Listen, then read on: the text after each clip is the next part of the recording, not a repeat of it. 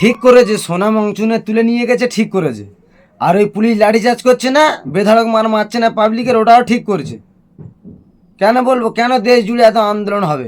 শান্তিপূর্ণ আন্দোলনটা হবে কেন? কি হয়েছে? শিক্ষামন্ত্রী পেপার লিক করেছে, তা কী হয়েছে? তার জন্য কি হয়েছে? নাই, অযোগ্য মানুষ ডাক্তার হবে, অযোগ্য মানুষ সার্জন হবে, কিডনির জায়গায় লিভার খুলে নেবে, লিভারের জায়গায় কিডনির অপারেশন করবে, চোখের জায়গায় কানের অপারেশন করবে, তা কী হয়েছে তার জন্য? তার জন্য এত বড় ইস্যু ক্রিয়েট করবে? আর সব থেকে বড় কথা হচ্ছে শান্তিপূর্ণ আন্দোলনটা হবে কেন? আমাদের সরকারের কথা হচ্ছে পুরো দেশের জিওগ্রাফি বদলে দেবে, এখানে শান্তিপূর্ণ আন্দোলনটা করছে কেন?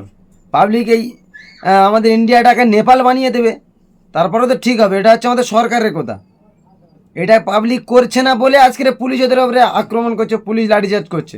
এটা যদি স্টুডেন্টরা যদি করতো তাহলে পুলিশ আর এই লাঠিচার্জটা করতো না। স্টুডেন্টের কাজ ছিল বিশৃঙ্খলা তৈরি করা, পুলিশের আগে এদের পদক্ষেপ নেওয়া, তাহলে ঠিক থাকতো। এরা শান্তিপূর্ণ আন্দোলন করছে, তো ওই জন্য এদের উপরে বিক্ষোভ দেখাচ্ছে পুলিশ, যার কারণে লাঠিচার্জ করছে। এবং লাঠিচার্জ করছে তার আবার ফের ওদের বিরুদ্ধে কি বলছে যে আগে আক্রমণ পাবলিক করেছে, অথচ না, লাঠিচার্জটা আগেই ওরা করেছে। টিয়ার গ্যাস শুনছে, লাঠিচার্জ করছে, আর পাবলিকের উপর দোষারোপ করছে। এসব সব আমাদের সরকারের নেতৃত্বে হচ্ছে। আমাদের প্রধানমন্ত্রী মোদি সাহেব, উনি চাইলে ধর্মেন্দ্র প্রধানকে পদত্যাগ করাতে পারতেন, কিন্তু উনি করাচ্ছে না। উনি এই ভয়ে পদত্যাগ করাচ্ছেন না, যদি ধর্মেন্দ্র প্রধানের পরে আরও অন্যজনা টার্গেট হয় বিজেপির নেতা, তারপরে আস্তে আস্তে যদি প্রধানমন্ত্রী ডাইরেক্ট টার্গেট হয় যে ওর পদত্যাগ করালে আমারও পদত্যাগ করতে হবে, এই ভেবে হয়তো প্রধানমন্ত্রী পদত্যাগ করাচ্ছে না।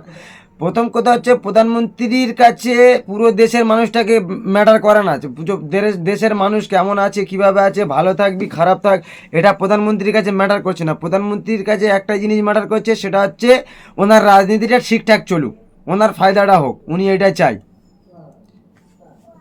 আজকের পুরো যেখানে পুরো দেশের মানুষ একত্রিত হয়ে যে আন্দোলন করছে ধর্মেন্দ্র প্রধানকে, ওই একটা মানুষকে যদি আজকের আমাদের ভারতের প্রধানমন্ত্রী যদি ওই একটা মানুষকে পদত্যাগ করাতেন, তাহলে আজকের দেশের এই অবস্থা হতো না, এই দেশের এই বিশৃঙ্খলাপূর্ণ এই শান্তিপূর্ণ আন্দোলনটাকে আজ এত দূরে যেত না, বিশৃঙ্খলা তৈরি হতো না, পুলিশকে লাঠিচার্জ করতে হতো না, টিয়ার গ্যাস ছুটতে হতো না। এগুলো সব আমাদের প্রধানমন্ত্রী নরেন্দ্র মোদী সাহেব করাচ্ছেন, এবং পুলিশ তার অনুসারীতে সব করছেন। পুলিশের কারুর বুকে একটাও নেম প্লেট নেই, প্রত্যেকটা পুলিশ সিভিল ড্রেসে এসে, এবং অনেক পুলিশ আছে সিভিল ড্রেসে, লাঠি হাতে, হোয়াইট কাপড় পরে পাবলিকে মারধর করছে, লাঠিচার্জ করছে, অথচ তারা পুলিশ কিনা এখনও পর্যন্ত এটাও জানা যায়নি যে তারা অরিজিনাল পুলিশ কিনা।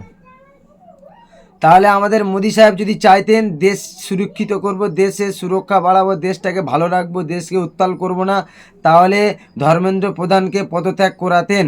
কিন্তু উনি ধর্মেন্দ্র প্রধানকে পদত্যাগ করাননি, তার একটাই মাত্র কারণ যে ধর্মেন্দ্র প্রধান যদি পদত্যাগ করায় ওনাকে, তাহলে আঙুল দুবারা উঠবে নরেন্দ্র মোদির উপরে।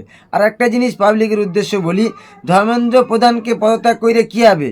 ধর্মেন্দ্র প্রধানের ঘাড়ের ওপরে বসে কে আছে সেটা আমাদের দেখার অতিরিক্ত জরুরি জিনিস হচ্ছে ধর্মেন্দ্র প্রধানের ঘাড়ের ওপরে কে বসে আছে।